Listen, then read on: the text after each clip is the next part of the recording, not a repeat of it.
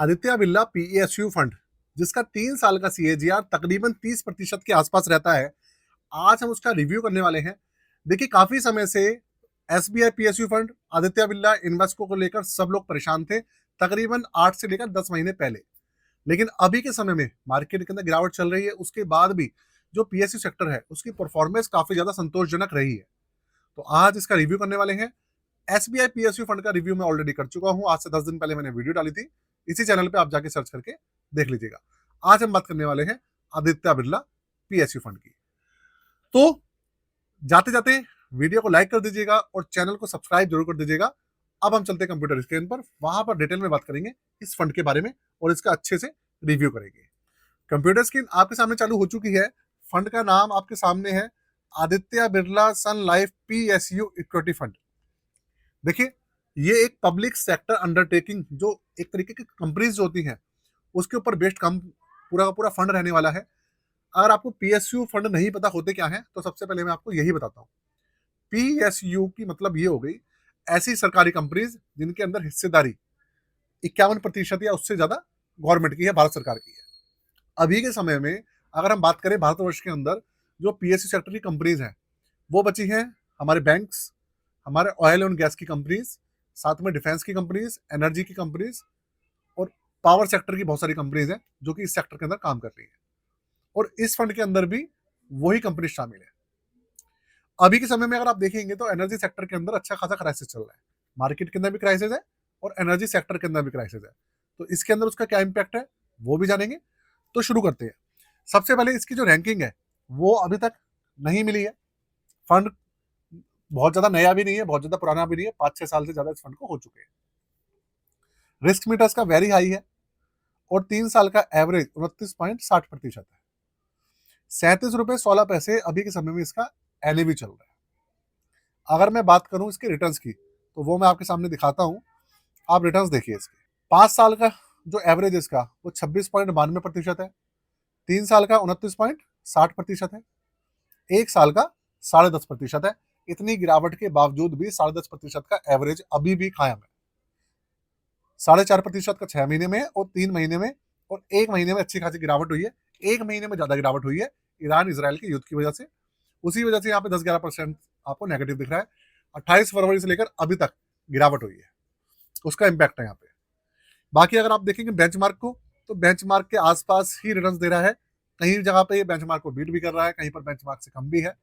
लेकिन हाँ, ये एक एक्टिव मैनेज फंड है। और अगर मैं बात करूं पीएसयू सेक्टर के अंदर सबसे ज्यादा अगर किसी ने एवरेज निकाल कर दिया है, तो वो आदित्य बिरला जो पीएसयू फंड है वो ही है। इसी फंड की बात कर रहा हूँ, इसने हमेशा से सबसे ज्यादा एवरेज निकाल कर दिया है, इन्वेस्को और एसबीआई से ज्यादा। अच्छा, आगे चलते हैं। इसकी रैंकिंग की बात करें 5 साल की, तो भाई वो है 2 नंबर पे, और 3 साल के हिसाब से तीसरे नंबर पर, 1 साल के हिसाब से ये तीसरे नंबर पे।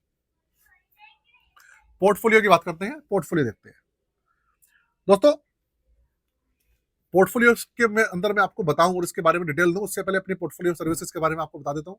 अगर आप अपना पोर्टफोलियो बनवाना चाहें, रिव्यू कराना चाहें, रीबैलेंस कराना चाहें, बहुत सारी पोर्टफोलियो सर्विसेज है हमारी, आप ले सकते हैं। चार्जेस 999 है और डिस्क्रिप्शन के अंदर व्हाट्सएप नंबर है, उस पर जाकर आप हमसे जुड़ सकते हैं और सारी जो सर्विसेज है उसका बेनिफिट ले सकते हैं।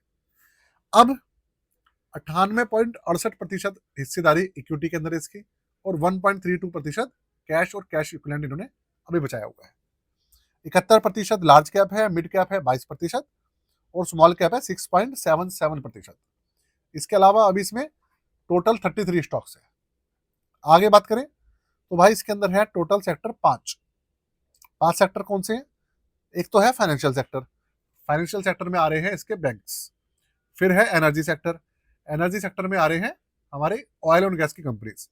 तो फाइनेंशियल सेक्टर है 40% से ऊपर, एनर्जी सेक्टर है 35.76% और इंडस्ट्रियल और मटेरियल सेक्टर ये दोनों हो गए हमारे डिफेंस की कंपनीज, और जो दूसरी कंपनीज है वो तो 13% है इंडस्ट्रियल और मटेरियल है 8.11%। ये हिस्सेदारी है इसकी। तो डिफेंस सेक्टर अभी ठीक ठाक सा चल रहा है और जो फाइनेंशियल सेक्टर है वो भी हमारा काफी ठीक ठाक चल रहा है। एनर्जी सेक्टर के अंदर थोड़ी सी प्रॉब्लम है बस, उसके अलावा और कोई तो ऐसी दिक्कत परेशानी है नहीं। अच्छा, क्योंकि ये एक एक्टिव मैनेज फंड है, तो इसके अंदर होता क्या है, फंड मैनेजर के पास एक ऑप्शन होता है कि वो इन सेक्टर्स के अलावा बेंचमार्क के अलावा भी दूसरे स्टॉक्स चाहे तो शामिल कर सकता है, ये ऑप्शन होता है। तो भाई बेंच में वो तो हमारा जो फंड मैनेजर उनके ऊपर है, वो करते हैं या नहीं करते हैं, वो सब चीज़ें बेंचमार्क के, ये जो फंड मैनेजर होते हैं वो बेंचमार्क के हिसाब से ही सारी चीज़ें डिसाइड करते हैं। 30 दिसंबर 2019 को ये लॉन्च हुआ था। BSE PSU TRI इसका बेंचमार्क है, ओपन एंडेड स्कीम है, 0.59% इसका एक्सपेंसिव रेशियो है। और भाई जब से लॉन्च हुआ है तब से अभी तक 23.5% के आसपास इसने एवरेज निकाल कर दिया है, जो कि अभी के समय में जो हमारे स्मॉल कैप है उनसे भी ज्यादा है। 6,086 करोड़ का AUM इसके अंदर, 500 रुपए से मिनिमम SIP, 500 रुपए से मिनिमम इन्वेस्टमेंट, ये सब चीजें चालू हो जाती हैं। किसी भी तरीके का लॉक इन पीरियड इस फंड के अंदर नहीं है। और साथ में आपको बता दूं, इस फंड के अंदर जो एग्जिट लोड है वो है 30 दिन तक 1%, और 30 दिन के बाद किसी भी तरीके का लॉक इन पीरियड भी इसके अंदर नहीं है। आपने इसके रिटर्न्स देखे, आपने इसका पोर्टफोलियो देखा, आपने इसकी सारी चीजें देखी। अब अगर मैं इसके पॉजिटिव और नेगेटिव साइड की बात करूं तो देखिए ऐसा है, PSU सेक्टर के अंदर मैंने जो देखा है वो ये है कि PSU सेक्टर ठीक ठाक चलता है, अच्छा चलता है। लेकिन क्योंकि है तो ये सेक्टर बेस्ड फंड ही, तो भाई अगर PSU सेक्टर के अंदर कुछ प्रॉब्लम आती है, डिफेंस सेक्टर में गिरावट आ जाए, एनर्जी में आ जाए या बैंक सेक्टर में आ जाए, तो ये फंड अपने आप गिर जाता है। तो जो सेक्टर बेस्ड फंड होते हैं उनका ये सबसे बड़ा नेगेटिव पॉइंट होता है, और जो कि इसके अंदर भी शामिल है। तो ये सब चीजें, बाकी तो फंड अभी के हिसाब से ठीक अच्छा चल रहा है, ठीक चल रहा है, अच्छा चल रहा है मार्केट के हिसाब से। बाकी आपको कोई क्वेश्चन हो इसके बारे में, कुछ और जानना चाहते हो तो कमेंट कीजिएगा, मैं आपको जरूर बताऊंगा उसके बारे में। और साथ में चैनल को सब्सक्राइब जरूर कर लीजिएगा, आप लोग यार सब्सक्राइब नहीं करते हैं। चलिए वीडियो को यही खत्म करते हैं आज के लिए। जय हिंद, वंदे मातरम।